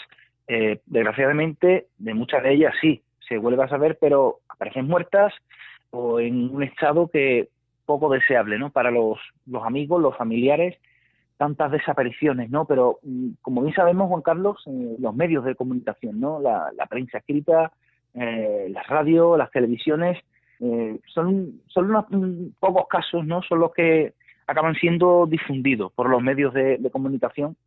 Y lo negativo de la popularidad de ciertos casos, ¿no? Que es la filtración, ¿no? de detalles de la investigación que no son beneficiosos para la resolución de estos casos. Pero ¿por qué, no? ¿Por qué hay casos que se focalizan tanto? Cuando desapareció Marta del Castillo, a día de hoy no se sabe absolutamente nada. Sus autores se han cachondeado, se han creído de las autoridades, y a día de hoy no sabemos nada, ¿no? Pero ¿por qué se focaliza? ¿Por qué se focaliza muchas veces la atención en un caso mediático, un caso que vende para el público, que tenemos que decirlo así, pero a las espaldas de ese caso, Juan Carlos, están ocurriendo muchas desapariciones, similares o incluso peores, ¿no? Y Adrián, una de las cosas más significativas de todos estos casos es que son producidos desde el poder, desde gente con una capacidad económica y un poder mediático genial, fantástico y manipulador. Claro, esa es la palabra, la manipulación, porque me remito, por ejemplo, a los casos más conocidos, ¿no? Repetimos, Marta del Castillo, el caso de Ruth y José Bertón, son casos que sí, que por supuesto que tienen importancia, no van a tenerlo, pero parece que cuando ocurren estos casos, no ocurre nada más en nuestro país ni en ningún otro. O sea, desaparece Marta del Castillo, desaparece Ruth y José, y aquí no pasa nada. Aquí en España ni se mata, ni desaparece nadie, ni aquí ocurre absolutamente nada. Cuando estamos hablando de 38 desapariciones al día, ojo, que hay muchos casos. Casos de Diana. Es una barbaridad, 38, ¿eh? Es una barbaridad, pero parece que las personas no nos paramos a pensar en muchas ocasiones en la cantidad, pero repetimos, la focalización que se hacen de diferentes casos que tienen que tenerlo porque son importantes, pero al mismo tiempo no veo yo que los medios de comunicación en este caso pues repartan, digamos, la comunicación a los ciudadanos de las desapariciones. Ojo, que es algo bastante importante. Yo considero algo bastante importante que una persona desaparezca, Juan Carlos. Y veo bien que se divulgue el contenido sobre un caso especial, o que se siga. Pero, ¿qué ocurre con los demás, no? Y aquí, bueno, la Guardia Civil en este caso afirma que todos los casos son tratados de igual manera, pero ¿creen los oyentes que es así? Yo personalmente no lo creo, ¿no? ¿Y cómo puede desaparecer una persona sin dejar rastro? Hace poco he leído, ¿no?, un titular por las redes sociales, ¿no?, que llaman poderosamente la atención, ¿no? Es una especie de meme que se ha creado. Tenemos la capacidad para lograr ver un agujero de gusano situado a tantos millones de años luz, pero no tenemos la tecnología para encontrar a tantas personas desaparecidas, ¿no? Y qué verdad tiene esa imagen que vi, esa frase que leí, y tenemos que tomar conciencia de todas estas personas que desaparecen. Un dato muy curioso es la desaparición de personas mayores, ¿no? Que parece que no causan tanta alarma social. Ancianos, personas de avanzada edad, y que reciben, todos lo vemos, ¿no?, menos atención mediática, ¿no? El 46% de las desapariciones de personas mayores, el 46% son encontradas muertas. El otro 46% son localizadas con vida. Y tan solo un 8% no se vuelve a saber absolutamente nada de ellas. Como bien sabemos, las primeras 48 horas son totalmente cruciales, ¿no?, para encontrar una persona, para saber y dar con alguna pista de su paradero, y pasadas las 48 horas, pues todo se vuelve peor, ¿no? Comienza una cuenta atrás para la familia, para los amigos, y es cuando se recrudece todo mucho más, ¿no? Un dato muy curioso, y quería compartirlo contigo con los oyentes, no sé si habéis oído hablar del síndrome de la mujer blanca desaparecida. ¿A ti te suena, Juan Carlos? Si te soy sincero, no. Pues mira, esto se refiere, o más bien, ¿no?, es un término empleado por los estadounidenses, como no, a la desproporcionada atención que tanto prensa, radio y televisión pues prestan a desapariciones de jóvenes con un perfil común. O sea, una chica atractiva, joven, de familia acomodada y de raza blanca. Todo ello, ¿por qué? Bueno, adaptado a estos estereotipos, ¿no?, que solemos ver en las series, en el cine, en la televisión en definitiva, lo que hace que los espectadores de esta noticia, ¿no?, que se está retransmitiendo hora tras hora, pues veamos el caso como una historia de ficción. Es algo que llama bastante la atención, ¿no? A las emisoras, por supuesto, Juan Carlos, les interesa, ¿no?, enganchar a la audiencia, y si un caso en concreto vende, pues se sigue con él, ¿no?, y no se le da cobertura, como decíamos, a otros casos similares, y están informando sobre una joven desaparecida, y tras esto anuncios publicitarios venden en definitiva, porque todo el mundo nos enganchamos cuando están hablando en los horarios matinales sobre una desaparición, periodistas, criminólogos, policía, guardia civil, y eso al fin y al cabo estamos enganchados a esa noticia que se está retransmitiendo casi a tiempo real, ¿no? Por eso me llama mucho la atención esto del síndrome de la mujer blanca desaparecida. Luego también, Adrián, puede haber un problema social, que la gente cuando ve la televisión interpreta que lo que hay a través de ella habitualmente son series, son películas, y que como que te pilla más lejano de ti. No sé si me explico. Claro. Crea una especie de insensibilidad con el televidente, ¿no? Nos hacemos insensibles al sufrimiento de los demás. Esta gran culpa lo tiene la televisión, entre otros medios, claro. Sí, la caja tonta, como le solemos decir, tiene mucha culpa, ¿no?, de todo lo que sentimos, y realmente sí, nos están insensibilizando. Cuando ya vemos las noticias, nos ponen que está ardiendo la Catedral de París, de Notre Dame, que perfecto, que es algo que todo el mundo nos duele. Oye, que un patrimonio cultural, en este caso de Francia, está ardiendo en llamas. Pero ¿qué ocurre con Siria? El antes y el después. ¿Qué ocurre con el antes y el después de estas tierras que con la guerra que han sido devastadas, Juan Carlos, y además no solamente el patrimonio cultural, digamos, de esa ciudad devastada por la guerra, sino la de vidas humanas que se han perdido. Ahora que tú estás hablando de Siria, yo recuerdo cuando hubo el atentado aquel famoso de París, que le echaron las culpas a los árabes. Sí. Al día siguiente, el mayor bombardeo de la historia de la humanidad lo hizo Francia sobre Siria. Nadie, absolutamente nadie puso el grito en el cielo. Claro. Sí, lo del atentado de Francia hay que condenarlo, evidentemente, no deja de ser una tragedia tremenda, pero y todos los niños, todos los seres inocentes que murieron en Siria al día siguiente por culpa de los franceses, ¿dónde están? ¿Qué ha pasado aquí? ¿Dónde está la insensibilidad esta? De hecho, hubo voces internacionales que aplaudieron ese bombardeo. Y la gente que murió ahí, ¿qué pasa aquí? Lo uno es un atentado y lo otro está justificado. ¿Cómo es esto? ¿Dónde tenemos esta moral tan hipócrita? ¿Por qué? Me he cabreado un poco, lo siento.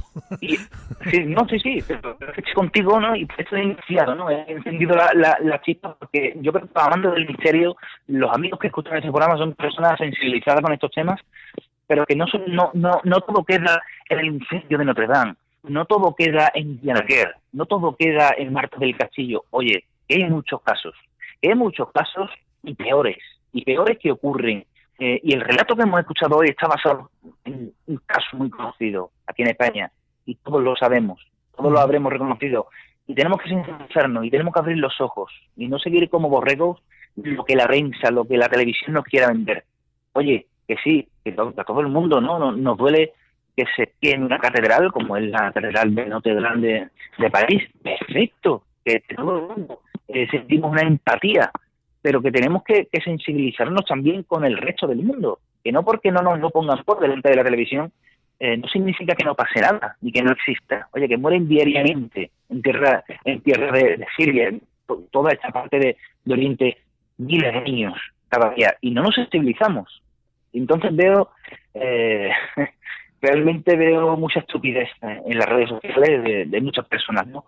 Que cegadas por el borreguismo de la sociedad, pues siguen engordando la bola, pero no toman conciencia de alrededor del mundo, y en este caso de las desapariciones, pues veo algo muy similar. Veo que seguimos y le damos bombo en muchas ocasiones a casos que nos venden, pero ¿qué ocurre con los otros casos que están ahí escondidos? Y seguramente los amigos de Argentina también tendrán esos problemas allí. Muchas personas desaparecerán a diario, y tantos amigos, ¿no?, como nos escuchan, me comentaba anteriormente, en Rusia, en México y aquí en España, hay desapariciones, esto es mundial, y no sabemos lo que se esconde detrás de todas estas desapariciones. Algunas desapariciones, rastros y demás.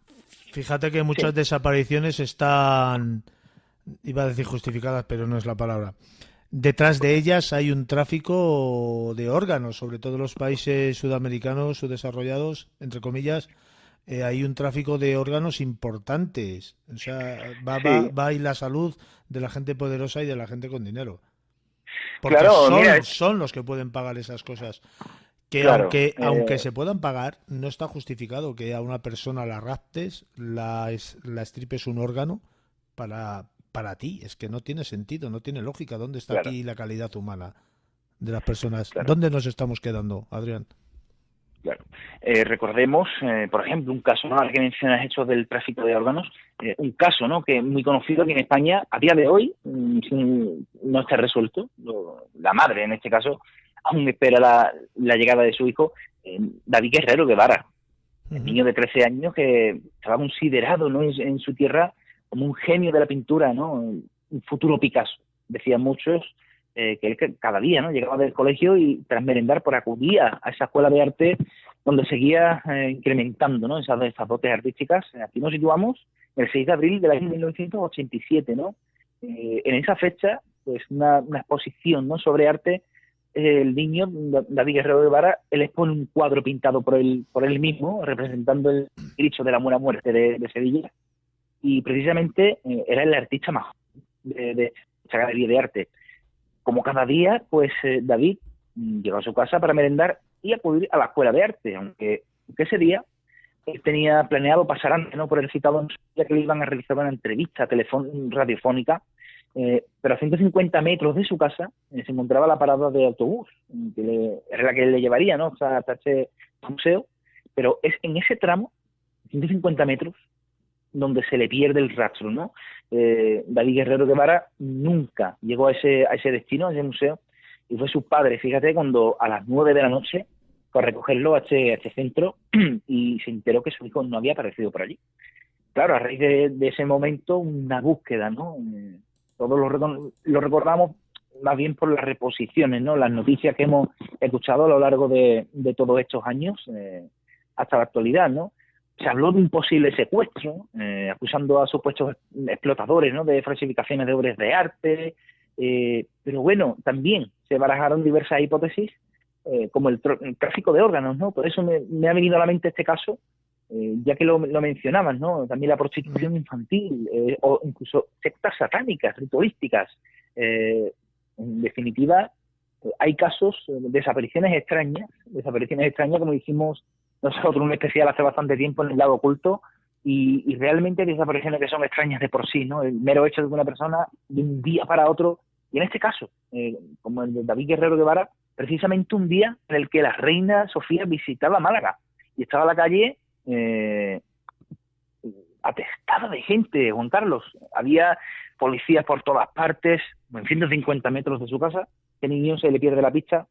Su padre falleció hace unos años, y su madre a día de hoy, 30 años después, más de 30 años después, 32 años en concreto, pues aún espera la llegada de su hijo, ¿no? Y tantos casos. Esto es un solo ejemplo. Cuando he realizado el relato, cuando cuento este caso, no lo hago para que se focalice la mirada de las personas en estos casos, sino en representación de todos, porque detrás de cada caso hay una víctima, hay una familia y hay mucho dolor. Víctimas muchas, porque la familia también son víctimas.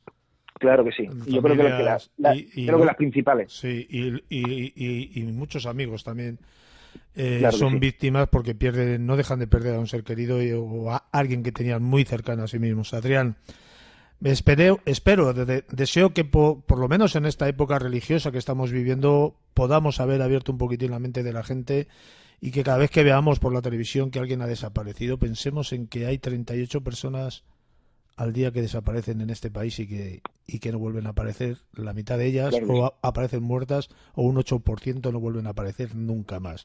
Dramas que marcan la vida de muchas personas y de muchas familias. Adrián, ha sido un enorme placer tenerte en nuestro programa. Te estoy muy agradecido, como siempre, por ello, y espero y deseo la semana que viene nos traigas otro relato tan interesante como el de hoy. Muchas gracias. Muchas gracias, Juan Carlos. Espero que hayamos abierto la mente de muchas personas, ayudado a la difusión, ¿no?, de personas desaparecidas. Y ya saben, ya por último, si tienen alguna noticia del paradero de alguna persona, sosdesaparecidos.es o guardiacivil.es o www.policia.es. Aquí pueden acceder para dar pistas o para saber qué personas están desaparecidas a día de hoy, y todo lo que sea la colaboración ciudadana, pues no está de más, compañero. Ha sido todo un placer. Un fuerte abrazo a ti y a todos los oyentes. Un abrazo, Adrián. Secreto.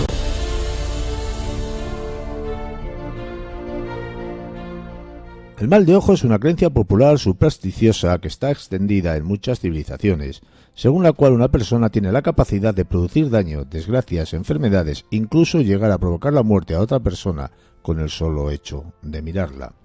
La parte afectada se dice que está ojeada, que le echaron mal de ojo o el ojo encima. Durante la antigüedad se pensaba que las brujas eran las que lo usaban para hacer caer enfermas a sus víctimas y que así perdieran el amor o se quedaran arruinadas. Hoy Cristina López Ortego nos hace un repaso por la historia del mal de ojo.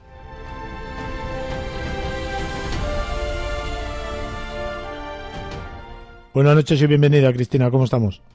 Hola, buenas noches. Pues encantada de poder compartir una noche más con vosotros. Yo feliz. Es un placer que vuelvas. En esta semana te toca a ti participar en el Universo Secreto y nos traes un tema que nunca para mí pasa de moda, y en la cultura popular, que es la que más entiendo yo, siempre está arraigada en la historia, ¿no? Vamos a hablar del mal de ojo. Sí, Claro que sí, porque además es algo que es muy común al ser humano, sea de donde sea. Evidentemente tiene distintos nombres según la cultura de la que hablemos, pero de alguna manera sí que nos refleja uno de los miedos más íntimos que puede llegar a tener el ser humano y, como tú muy bien dices, se encuentra absolutamente presente en lo que es la cultura popular. Y es que el mal de ojo consiste en la penetración de energía negativa o de fluidos anímicos en niños y seres que se consideran de naturaleza más débil. Y esto es consecuencia de la mirada insistente de personas que se considera que tienen envidia o malos deseos. Produciría un debilitamiento y un enfriamiento progresivo que podría llevar a la enfermedad y la muerte. Y, perdón, tú lo comentabas al principio, que es común a prácticamente todas las poblaciones humanas, pero es que además desde tiempos ancestrales, porque fíjate, pues es una creencia que ya está presente en las tradiciones del Antiguo Egipto, pero también en Babilonia, en Sumeria, en Israel. Y claro, a través de lo que es la cultura hebrea se va incorporando posteriormente a lo que sería el mundo clásico y al mundo griego y romano. Los romanos tenían unas creencias muy arraigadas sobre el mal de ojo. Si avanzamos un poco en el tiempo, en el siglo XVI se consideraba el mal de ojo como una enfermedad reconocida tal cual por la ciencia y se planteaba en lo que son los términos de la medicina humoral en Europa y en el cercano Oriente. Y de esa manera el mal de ojo va a irse redefiniendo en el tiempo como una enfermedad. Perdóname, Cristina. ¿Se consideraba como una enfermedad? ¿En base a qué? Sí. Pues en base a que hacía que la persona cambiara, que no comiera, que o tuviera diarreas o tuviera un estreñimiento pertinaz, vale, lo cual se consideraba una enfermedad en ese sentido. Pero no como mal de ojo, ¿no? No, a ver, el mal de ojo era causa de que el individuo enfermara, no la enfermedad del mal de ojo. Eso es. Perdona. Entonces, no, nada. Entonces, esto es lo que, este tipo de reformulaciones, como te digo, de todas estas teorías, es lo que va a explicar que pudiera transmitirse, porque la teoría del contagio es más posterior, a través del aire y a través de la corrupción, del mal que se producía por los rayos del sol o, más concretamente, por las influencias negativas de la luna. Y también incluso el aire podía estar corrupto. Y este aire se podía corromper a través de personas o animales que tenían alteraciones. Estamos hablando del mundo en el que se pensaba que todo ese equilibrio pertenecía a una alteración de los humores. Entonces, estas alteraciones en los humores podían producir esta corrupción del aire. Entonces, enlazando con lo que me preguntabas, se podían producir dos teorías causales de enfermedad. En primer lugar, lo que afectaría a lo que son afectaciones o afecciones somáticas, como cansancio extremo, menstruación, diarrea, etcétera. Y en segundo lugar, trastornos morales. En el caso, por ejemplo, de los adúlteros, infieles y demás, y aquellos que podían englobar además factores de tipo emocional, como la envidia, la ira, el odio, etcétera. Y los seres más vulnerables sobre los que podía caer todo esto, pues eran los niños, como veíamos. Todo lo que es el diagnóstico y la terapéutica de todo lo que conllevaba el mal de ojo se establecen con remedios de tipo tradicional, pero bueno, reconocidos en lo que es la medicina medieval, pues como el ámbar, como el azabache, como el marfil, el coral, todo lo que sería la herbolaria tradicional, y otros productos que tenían una procedencia animal o incluso mineral. Tenemos la piedra bezoar. Y otro elemento fundamental lo van a constituir, por ejemplo, lo que son los ensalmos y los rezos, que evitan y previenen la corrupción del aire y además sirve para confortar y para curar. Todo esto se transmite de alguna manera, todo lo que es el pensamiento occidental se transmite a América Latina, pero en América Latina también tenían una creencia muy similar acerca del robo del alma, acerca de los malos aires, de la envidia y demás, con lo cual, pues bueno, se funden todos estos saberes y prácticas con todo lo que aporta, como te digo, Europa. Y además no solo eso, sino también migrantes del cercano oriente y musulmanes del norte de África. Así, en este contexto, lo que vamos a encontrar es la presencia del demonio occidental como causa de enfermedad y de corrupción en el ambiente, y también las creencias en las acciones de brujas que van a ser capaces de producir toda clase de trastornos. Además, hay una conexión entre mal de ojo y envidia, que muy probablemente es la manifestación folclórica que de alguna manera está más extendida actualmente en relación al mal de ojo. Y esto pone acento en lo que serían las emociones y el poder de las emociones en la interacción entre las personas. Aunque con menos generalidad, lo mismo puede decirse también de los sentimientos de afecto, que van a dañar también por la fuerza de las emociones.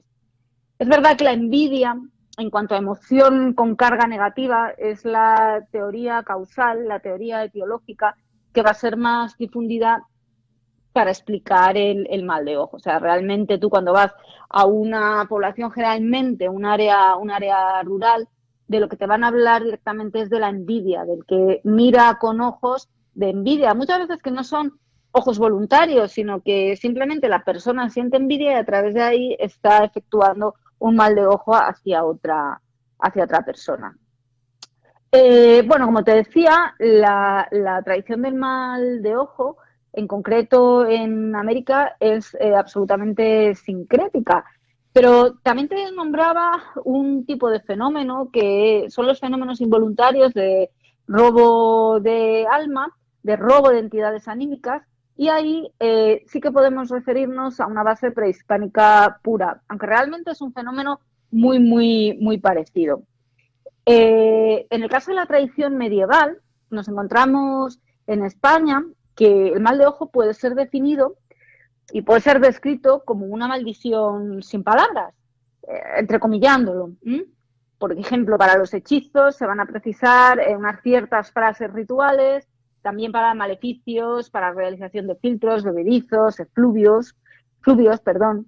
Ya en el siglo XIV, Ibn Khaldun nos va a decir que los efectos que produce el mal de ojo, entre estos efectos se incluye el número de impresiones que resultan de la influencia del alma, que proceden del individuo dotado de la facultad del mal de ojo y tienen lugar cuando él ve una calidad o un objeto que le causa placer.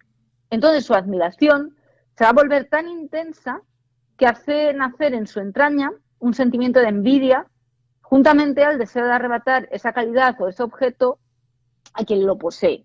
Claro, entonces aparecen los efectos perniciosos de dicha facultad, o sea, lo que sería el mal de ojo, que es una facultad ingénita debida a la organización del individuo. Enrique de Villena, conocido como el nigromante, que era un noble castellano de sangre y que era además maestro de la orden de Calatrava, y que cultivó disciplinas como la medicina, la astronomía, la teología, la literatura en los siglos XIV, XV. Lo que nos dice el mal de ojo es que se conoce cualitativamente la catadura del enfermo cuando la tiene turbada y ama tener los ojos bajos y tener cuidado sin saber de qué, estar penoso y vagar y suplicar y sentir queje en el corazón u oscurecimiento, dolores de cuerpo, como no querer comer ni tener señales de especial acostumbrada a señalada dolencia, ni saber la causa nombrada. Prestanle poco las comunes dolencias y aún fallanle a veces fríos súbitos en muda en color, alternándose por veces troncadas en sudores que le vienen no razonables. Y luego dejan y aprietan las manos, esconde los pulgares, bosteza, a menudo tiene el oír más agudo que antes y entristece del vientre. Tales accidentes muestran el daño de ojo de haber estado causado. Es decir, he intentado un poco evitar el castellano antiguo, pero bueno, que lo que nos dice es que el individuo realmente está enfermando alterna episodios de frío y calor, que posiblemente pudiera ser fiebre, tenía un adormecimiento, una somnolencia muy marcada, tenía alteraciones de audición, podía oír mucho, podía oír poco, y también alteraciones en lo que comentábamos, estreñimientos, diarrea, malestar, depresión, entonces un poco en las palabras de lo que es el siglo XIV. Pero es que además uno de los padres de la Iglesia, Tomás de Aquino, también lo deja claro y nos dice que los ahojadores inficionaban el aire hasta determinado espacio y que a través de él transmite por el aire y entra por los ojos al ahojado. Es decir, que la entrada generalmente era a través de la mirada o a través de los sentidos. ¿Y qué personas podían, además de los envidiosos, podían clásicamente pues ahojar? Pues se pensaba que eran las personas que estaban a punto de fallecer, las que tenían el poder de ahojar con más potencia. Quizá de ahí pueda proceder el acto de cerrar los ojos del muerto para evitar lo que serían las fuerzas negativas que se podían exteriorizar por parte del moribundo o de ya el difunto, pues de una manera mucho más peligrosa. Te venía comentando que en nuestro país, y generalmente es un hecho universal, las víctimas más usuales del mal de ojo pues son los niños. Y cuanto más sanos y más guapos, la tradición nos habla de que tienen más riesgo, porque ahí sí que el móvil más claro pues es la envidia. En el caso de que se ahojara, por ejemplo, a una madre que estuviera dando el pecho, a una madre lactante, la leche se le iba a retirar unos días después y el niño pasaba a desnutrirse, y en el caso de que estuviera por cristianar, el alma iba a ser capturada directamente por el maligno. ¿Y cómo se trataba o prevenía el mal de ojo? Vamos a centrarnos más en lo que es nuestra tradición, nuestro país. Pues se recurría a amuletos de tipo escapulario o a los evangelios que se ocultaban bajo la ropa de los niños, se quitaban al bautizarlos, porque entonces ya tenía directamente la protección divina. Y además la sal y el ajo ahuyentaban a todos estos demonios y espíritus malignos. Los evangelios eran pequeñas bolsitas de raso que tenían como 5 páginas diminutas de las Sagradas Escrituras, era un amuleto. ¿Y quiénes lo curaban? Bueno, pues aquellos que se dedicaban a curarlo iban a tener unas características muy propias, características que incluso hoy día en la tradición, ya te digo que esto sigue perenne en las áreas rurales, pues se siguen manteniendo, como por ejemplo, pues haber nacido en Viernes Santo, o ser bautizado con el cirio y haber guardado la vigilia pascual, o bueno, también dicen que cada 100 años coinciden Viernes Santo y la festividad de la Encarnación, es decir, muy enraizada con lo que es la cultura católica, aunque probablemente también tengamos una cierta base pagana, pues sobre todo en relación a los remedios que se están aplicando. A veces todos estos encargados de curar el mal de ojo, pues tenían también ciertas características físicas, por ejemplo, los dedos de los pies montados, bueno, eso hoy día se llama clinodactilia, de un dedo sobre otro, también podía tener una cruz hecha en el vientre o en la mano, la cruz en el paladar, que bueno, esto es relativamente frecuente en los seres humanos, pero bueno, también el mellizo que nace en segundo lugar, o a las personas que no les picaban los alacranes, es decir, que hay mucha tradición. Y los virojos también, ¿no? Tenían esta fama. Sí. Y una vez que se diagnostica, es entonces cuando se tiene que realizar el conjuro. Y para el conjuro, bueno, pues se disponía, por ejemplo, un ejemplo, de un tazón o un plato blanco con agua, que podía tener o no sal, un candil con aceite de oliva, entonces se santiguaba, y tomando con el pulgar de la mano derecha formaba el signo de la cruz con el índice, un poco de aceite, y además dejaba deslizar las gotas sobre el dedo corazón izquierdo del consultante, del paciente. El aceite iba a resbalar por el dedo cayendo en la superficie del agua, entonces podían pasar varias cosas. Podía desaparecer en ella, signos de que existía el mal, o bien que al cabo de repetir el rito del conjuro las gotas sobrenadaban o se unían entre sí. En este caso, el maleficio había cesado. Esto se va repitiendo varias veces, se va cambiando el agua, se arroja luego al suelo de la calle y cuando se seca, el mal desaparece. salvo que en ese momento alguien la pisara, que podía anular su efecto. También se creía que si el conjuro era dicho en voz alta, salvo en Viernes Santo, podía perderse la gracia. Por ello, la transmisión requiere condiciones especiales y pasaba de forma oral al estar próxima a la muerte del saludador a algún hijo o persona que tuviera esa gracia.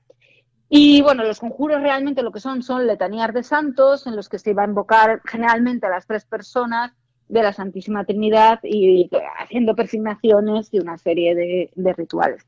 Y como te digo, toda esta tradición, parece mentira, cómo se ha ido transmitiendo hasta lo que es la actualidad. O sea, es raro que en áreas, por ejemplo, de Extremadura o de Castilla-La Mancha, generalmente se conoce quién puede curar el mal de ojo, dónde están los curanderos, etcétera. Y la tradición de los saludadores, pues no es que esté viva en sí, pero bueno, ha estado hasta épocas muy, muy recientes, con lo cual, pues bueno, de alguna manera son parte de nuestra riqueza popular y nuestra riqueza cultural. Aunque tú no, la tradición oral la tenemos. Aunque tú no lo creas, Cristina, hoy en día todavía existe, ¿eh? No, pues claro que me lo creo. De hecho, te digo que en áreas rurales es muy, muy frecuente porque en el momento que tú crees que existen unos factores que a ti te van a producir unos determinados síntomas que son, eso se llama en antropología factores de filiación cultural. Pues, por ejemplo, si miras a un eclipse, te van a hacer el niño con un labio leporino, con una hendidura en el labio. A ver, evidentemente no tiene por qué, o sea, no lo explica la genética, no lo explican un montón de cosas, pero la persona lo va a creer y la persona lo va a pasar mal. O en el caso, yo lo transmito mucho en relación a las poblaciones indígenas con los que he trabajado. Si el niño dicen que le ha dado un mal aire y efectivamente el niño está enfermo, pues tiene su diarrea, no come, está desnutrido, tú ya puedes ir, lo he explicado varias veces, tú ya puedes ir con el mejor de los antibióticos, el mejor remedio occidental, que ese niño no se va a curar porque es que realmente creen que hay otra cosa que les está enfermando, con lo cual muchas veces, y sobre todo en este tipo de poblaciones que comparten varias tradiciones, varias culturas, tienes que juntar todo esto para poder realizar ciertas prácticas terapéuticas desde el punto de vista de lo que es la medicina occidental, que es mi caso. Ahí te iba a ir yo al principio de lo que acabas de comentar, que para mí es una parte muy importante para que esto tenga efecto, es la sugestión. Si tú te sugestionas de que algo te puede ir mal, ten por seguro que te va a ir mal. Claro, sí, en definitiva es eso. Lo que parece que es curioso también, porque mira, todo eso es, cuando estamos hablando de individuos adultos, pues evidentemente lo entendemos y lo aceptamos. El problema está en cuando hablamos de niños. Y yo recuerdo en uno de los viajes, una de las experiencias que he tenido, en Cuetzalan del Progreso, una entrevista, una grabación que hicimos pues con parteras y curanderas indígenas, pues yo recuerdo que en ese momento hubo una niña, era una hija de las curanderas, pues que empezó a llorar y empezó a quejarse, estaba molesta y tal. Por lo visto llevaba unos días. Y me dijeron que tenían que hacerle lo que es el ritual de curación. Yo le dije ¿qué era? Bueno, pues hay que jalarle los cueritos y la niña va a tronar. Y yo pensando, pues se tirará pues va a tronar, pues se tirará el pedo padre y la niña empezará con una diarrea. Pero claro, eso lo traduces al pensamiento occidental en un área que tú sabes que las enfermedades infectocontagiosas pues son más frecuentes. Ves a un niño del ganado, triponcete, que no tiene hambre, que no tiene ganas, y dices, pues ya está, diarrea. Bueno, entonces la curandera no era una curandera, era una especialista en herbolaria. Pues la cogió a la criatura, se la puso encima, dada la vuelta, y entonces le bajó un poquito lo que era la faldita. Estamos hablando de una criatura que iba con su huipil y demás, le bajó un poquito la faldita, le subió el huipil para arriba y entonces empezó a darle un masaje en la espalda. Y de repente dijo, ahora vamos a jalarle los cueritos. Y empezó a hacer presión y un masaje en lo que es el final de la columna lumbar y a tirar. Y te lo juro que de repente sonó, o sea, era como si jalarle los cueritos, como si retuerces un trozo de cuero seco, croc, croc, croc, croc, croc, que yo lo que pensé que era un pedo, pues no era un pedo, era un ruido rarísimo que yo no he oído en mi vida, y de repente la niña, de estar hecha un puñetero guiñapo, se levantó corriendo, tranquilita, y allí se fue. Entonces, quiero decir que cuando tú esto lo manejas con población adulta, sabes que está el factor de la sugestión y está todo lo que es el factor que hablamos de filiación cultural. Ahora, ¿qué pasa con los niños? ¿Qué datos de filiación cultural? ¿Qué tradición? ¿Qué cultura puede tener un niño de año y medio, 2 años? Son cosas que a veces se nos escapan. Seguro que tiene una explicación. Si se yo escapa, soy Cristina, pero... seguro que se escapa. Sí. Yo conozco un caso de muchos, pero porque tiene relación a lo que tú has explicado, ya adulto, ¿no? 20 y tantos años, hace ya, por lo tanto, alguna década. Total, que de manera que el hombre, pues el muchacho no podía vivir bien. Y la solución que le daban, la médica, no es por meterme con los médicos, cuidado, todos mis respetos, era operación y no sé cuántos meses con una escayola, un peto de estos que te ponían entonces, no sé ahora, sí, ¿sabes? Y con un collarín, no sé cuánto tiempo, no, y sí. no te aseguraban que fueras a quedar bien. Bueno, pues se fue a una curandera, entre comillas, sí, y le pasó el dedo por la espalda 2, 3 veces, y ahí está. A mí que me lo expliquen. Claro. Cristina, tú Pues que eres médico. Sí, seguro que tiene su explicación. Claro que la tendrá.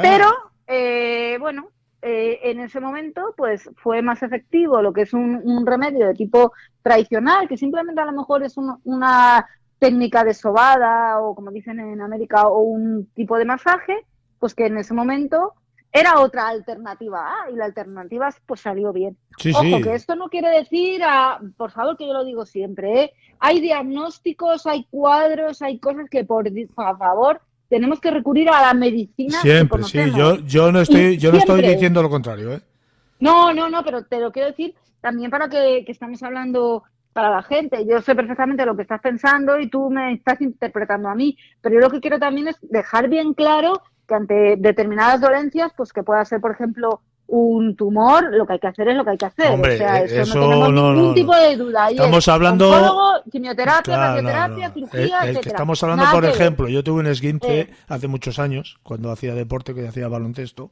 y en una torcedura se me puso el tobillo que parecía que hay un balón negro de fútbol. Fíjate cómo estaba el tobillo. De Burgos. Entonces yo fui a la residencia, el hospital de Palencia, de la misma ciudad, y allí me dijeron, bueno, tienes un esguince, te vamos a poner una férula. Y me pusieron una férula. O sea, no había rotura de ligamentos, no había nada, un esguince. Y me pusieron la férula. Yo automáticamente salí de allí con las muletas y me fui a la que llamaban entonces la curandera, esta sí la puedo decir, la pescatera de Palencia. Que mucha gente, si no soy de Palencia, la conocerán, no la habrán conocido porque ya era mayor. Yo me metí allí con las radiografías. Lo primero que me pidió la buena mujer eran las radiografías del médico. Claro. Lo primero, en cuanto ella vio que no había rotura, dice, ven aquí. Dice, lo vas a pasar mal. Y efectivamente lo pasé no mal. Lo que hay más allá. Pálido, sudaba, lloraba, no sabía dónde meterme. Pero yo salía andando. Salí sin férula, salí sin muletas. Y a la semana estaba corriendo. Sí. Y me dijo esta buena mujer, te lo voy a decir como lo siento, palabras suyas. En el hospital lo que tenían que tener es más fisioterapeutas y no tanto escayolista. Muchas veces detrás de una dolencia mínima, de una tontería, de un puñetero uñero que dices, ¿para qué ir a este hombre al médico? Tienes detrás, es verdad, pero tienes detrás toda una experiencia de vida con una carga emocional que a lo mejor tienes tanta soledad o tanto dolor, o el uñero enmascara, vete tú a saber qué. Que sí, entonces, es que a veces mucha gente necesita psicólogos. Claro, y yo creo que eso es parte de la medicina, o sea, la parte humanista del profesional médico o de cualquier persona que esté en relación con otro ser humano, tienes que tener tu parte humanista y tu parte de ser capaz de empatizar con aquel que tienes delante, porque si no, pues ¿para qué? Tiene que ser así. Cristina, lo siento mucho, se nos acaba el tiempo, ha sido un enorme... Se nos acaba. Como siempre nos liamos tú y yo hablando ya... Sí, nos liamos. Al final... Ya lo sabes. Ha sido un enorme placer tenerte otra vez en este programa, te espero dentro de 15 días, un fuerte abrazo y hasta entonces. Claro que sí, un abrazote. Secreto.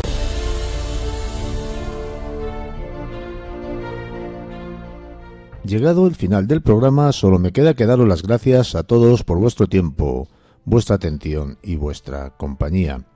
En una semana, dentro de 7 días, volveremos con el Universo Secreto. Hasta entonces, tengan todos los mejores de los deseos para esas almas inquietas.